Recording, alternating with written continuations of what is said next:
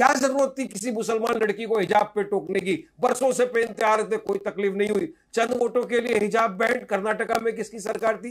कर्नाटका में तो भाजपा की सरकार थी, जैसे हिजाब का मसला शुरू हुआ वहां का क्यों नहीं बोलते आप? खुद जी न्यूज पर उन्होंने कहा था कि ये जो गंगा जमुनी तहजीब है अब तो ये म्यूजियम में है। जी न्यूज से कहा उन्होंने।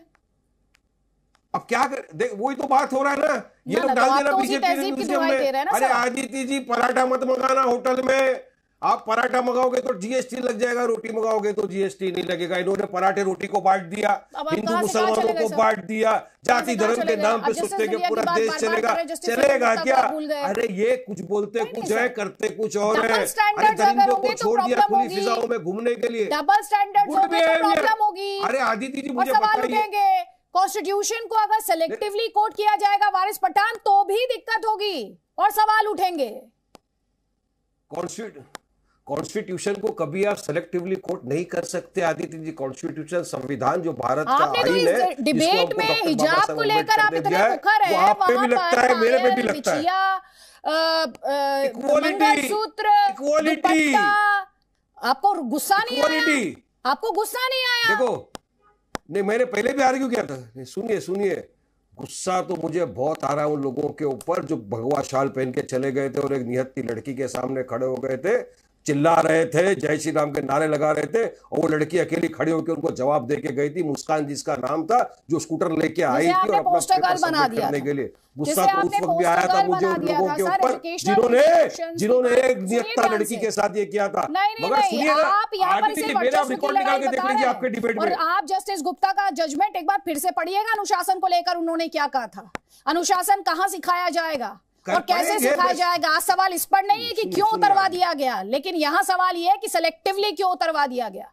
यह सवाल है। इस सवाल का जवाब आपको देना चाहिए और उस सवाल का कोई जस्टिफिकेशन नहीं है। यास्मीन फारूकी, जल्दी से कमेंट आपका। विवेक श्रीवास्तव, उसके बाद एसके दत्ता, जल्दी प्लीज। देखिए अदिति जी, मैंने आपको पहले भी कहा कि मुझे बिल्कुल तकलीफ हुई है इन चीज़ों से। मुझे कभी अच्छा नहीं लगता, ना मुझे कोई इसमें तारीफ नज़र आती है। लेकिन यहाँ वही है ना कि बस एक शेर में एक बात कह देती हूँ आपसे कि यूं भी कभी महसूस कर क्या है बिखरने की कसक, यूं भी कभी बाजी सजे शीशा तेरा पत्थर मेरा। जी जल्दी से एक कमेंट विवेक श्रीवास्तव आपका। एसके दत्ता। आदित्य जी, यहाँ पे महत्वपूर्ण बात 3-4 मुद्दों पे है। पहली बात यह है कि जिस तरह का पक्षपात तेलंगाना सरकार ने किया है, खास करके हिंदू महिलाओं के साथ मंगलसूत्र उतारना, फिर चूड़ियां उतारना, बिंदी उतारना, ये किस तरह की नीति है? क्या बिंदी उतारने से क्या मतलब किसी सेंटर के अंदर फुल प्रूफ सिक्योरिटी मैकेनिज्म हो जाएगा और बिंदी ना उतारने से फुल प्रूफ सिक्योरिटी मैकेनिज्म धूमिल हो जाएगा क्या? मंगलसूत्र हर कोई जानता है कि किसी शादीशुदा महिलाओं के लिए, हिंदू महिलाओं के लिए कितना महत्वपूर्ण होता है, और कोई भी हिंदू महिला मंगलसूत्र कभी नहीं उतारती है, शादीशुदा महिला। तेलंगाना सरकार को इतना भी चीज पता नहीं है क्या? उसके साथ साथ जहां पे ये घटना हुआ है, आदिलाबाद के आसपास का इलाका, वो बहुत ज्यादा संवेदनशील इलाका है, बहुत सेंसिटिव इलाका है, सुपर सेंसिटिव इलाका है। जिस हिसाब से ये वीडियो सोशल मीडिया पे वायरल हुआ है, वहां पे किसी तरह का भी वायलेंस हो सकता था या फिर सोशल डिसऑर्डर हो सकता था, लोगों का आक्रोश जाग सकता था। उसके लिए जिम्मेदार कौन होता? तेलंगाना सरकार खुद होती। इसके साथ साथ आपने देखा होगा, पहले इन सब एरिया पे ही हिजाब पहन के बहुत सारे आतंकवादी पकड़े गए हैं, हिजाब के लिबास में पहले। तो जब आप किसी भी महिला को हिजाब के साथ इजाजत देते हो बिना सिक्योरिटी चेकिंग के, कहीं पर भी अगर कोई आतंकवादी हमला अगर हो गया होता तो कौन जिम्मेदार होता? मेरा गुजारिश रहेगा कि इसके पीछे मकसद क्या था इस तरह का नीति अपनाने का? पुलिस प्रशासन ने सरेआम किया है ये सब चीजें, और जवाब ले लीजिए। यास्मीन फारूकी फिर वारिस पठान, जल्दी इस पे भारत ठीक है, 2 जवाब है। पहले यास्मीन फारूकी फिर वारिस पठान। मैं अभी जो बोल रहे थे, मैं वही बात एक बार पहले भी शायद किसी ने कही थी, तो बहुत पकड़ी गई थी कि वहाँ वायलेंस हो सकता था, वहाँ ये हो सकता था। एक बार शायद मस्जिद के बारे में ये बात आई थी तो बहुत हाहाकार मचा था। तो आई थिंक इस तरह की बातें जो ये कह रहे हैं वो बात मेरे समझ में नहीं आ रही है। और दूसरी बात ये कि तेलंगाना में तो अभी मैंने ये सुना था कि एक मस्जिद की दीवार तोड़ के ट्विटर पे देखा था कि लोग घुस गए और वहाँ रख। तो ये तेलंगाना की क्या कहानी है, मेरे तो समझ में नहीं आ रही कि किस तरफ क्या चल रहा है, किस तरफ बोला जा रहा है। और अगर वहाँ पे वो हुआ है तो मुझे यकीनन वो गलत है, वो नहीं होना चाहिए। जिस तरह मैं हिजाब के लिए कहती हूँ कि वो उसके फेवर में हूँ मैं, और अगर कोई लड़की ओढ़ना चाहती है तो उसे ओढ़ने देना चाहिए। लेकिन अदिति, आपसे ज़रूर ये कहूँगी कि यहाँ पे वही सवाल आएगा जो आप बार बार कह रही थी कि dress code dress code dress code. तो अब बात वहीं आई ना कि और यही कह रहे थे कि जब उन चीज़ों की इजाज़त है तो इनकी भी हो जाना चाहिए। तो बात फेवर की नहीं है, बात वहीं आके अटकती है कि आपने इतनी गंदगी फैला दी है कि अब सबकी तरफ से गंदगी आने लगी है। नहीं मैम, यहाँ पर जो सवाल है, सवाल उस तस्वीर पर भी है जब आप बुर्का और हिजाब पहन कर जाने देते हैं और जो हिंदू लड़कियां आती हैं उनके जो चूड़ी हैं या उनके जो मंगलसूत्र हैं और उनकी जो पायल है वो उतरवाई जाती है। ड्रेस कोड सुने मैम, सिर्फ आपके लिए नहीं, सारे पेरेंट्स के लिए कह रही हूँ। एक बात, ड्रेस कोड तो फॉलो करना होगा, उस पर कोई सवालिया निशान नहीं लगा सकता, उस पर मजहबी डिस्काउंट नहीं मांगा जाना चाहिए।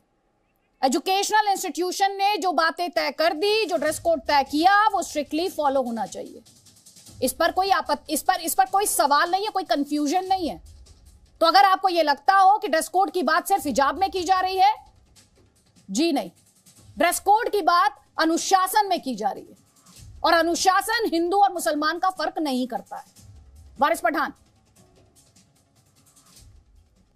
देखिए, अभी अदिति जी, मैं सुन रहा था दत्ता जी को, राजनीतिक विशेषज्ञ कह रहे थे कि हिजाब रोकना चाहिए क्योंकि हिजाब पहनने से आतंकवादी गतिविधियां होती है, वो भी सोचना चाहिए। तो मैं जरा पूछना चाहूंगा कि बताइए, कितने हिजाबी औरतों ने बम ब्लास्ट कर दिए भारत देश के अंदर? किसने हिजाब पहन के, बुर्खा पहन के कितने बम ब्लास्ट कर दिए भारत में? जरा बताइए। उसके सामने मैं आपको बताऊंगा, पकड़े गए हिजाब, सुनिए, उसके सामने मैं बताऊंगा, पकड़े गए हिजाब में, आतंकवादी पकड़े गए हैं हिजाब में, जो कहीं ना कहीं पे विस्फोट करने की कोशिश किया था। आतंकवादी चलिए, बताइए कौन सी लेडी पकड़ाई आतंकवादी हिजाब पहनकर? मुझे नाम तो बताओ। अरे हमको ज्ञान दो, ज्ञानी ज्ञान दो ना। अरे ज्ञान। दूसरी बात यहाँ पे ये है कि इस तरह का पक्षपात क्यों कर रहे हैं आप? कर्नाटका हाईकोर्ट ने क्या डिसीजन दिया था? सुप्रीम कोर्ट के माननीय chief justice one of the इन्होंने ठेका ले रखा है कड़वी बातों का। जस्टिस गुप्ता की डिसीजन आपने पढ़ा नहीं है क्या? मेरा टर्न है, मेरे को बोलने नहीं देंगे आप। एक सेकंड एसके दत्ता और वारिस पठान, मैंने आपसे पहले भी ये बात कई बार कही, सुनिए ध्यान से। यहाँ जब ड्रेस कोड की बात हो रही है तो सुन लीजिए ना, वारिस पठान, बहुत मौका दिया विक्टिम कार्ड नहीं। सुनिए ध्यान से, हिजाब पर पाबंदी है कि इस देश में एजुकेशनल, कर्नाटक के एजुकेशनल इंस्टीट्यूशंस की बात हो रही है, उस कॉन्टेक्स्ट में बात होती है हिजाब की। ये स्वीपिंग जनरलाइजेशन क्यों आ जाता है? हिंदुस्तान में क्या हिजाब पर पाबंदी है क्या पाबंदी हिंदुस्तान में हिजाब पर?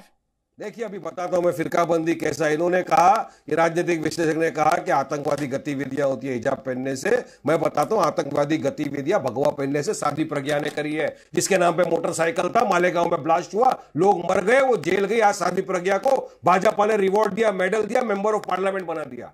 ये होती है आतंकवादी गतिविधियां। कौन करता है? हम लोग ऑब्जेक्शन लिया कि आपने बोला था उसको बना दिया मेंबर ऑफ पार्लियामेंट। आपने मेंबर ऑफ पार्लियामेंट बना दिया उसको, क्यों से? आप सुनिए कर्नाटका की बात, सुनो। अरे सुनो, बोलने नहीं देगा तो कैसा चलेगा? अरे सुन बाबा, सुन। आतंकवादी, उसको नजरअंदाज करेंगे आप? कौन पकड़े गए थे? आप नजरअंदाज करेंगे? कौन पकड़े गए थे? कौन पकड़े गए थे? पकड़ में आए थे या नहीं? कौन पकड़े गए थे? आतंकवादी। अरे कौन पकड़े गए थे? नाम तो बताओ ना, नाम नहीं मालूम है। अरे कौन सा विशेष एक्सट्रा है, समझ में नहीं आता।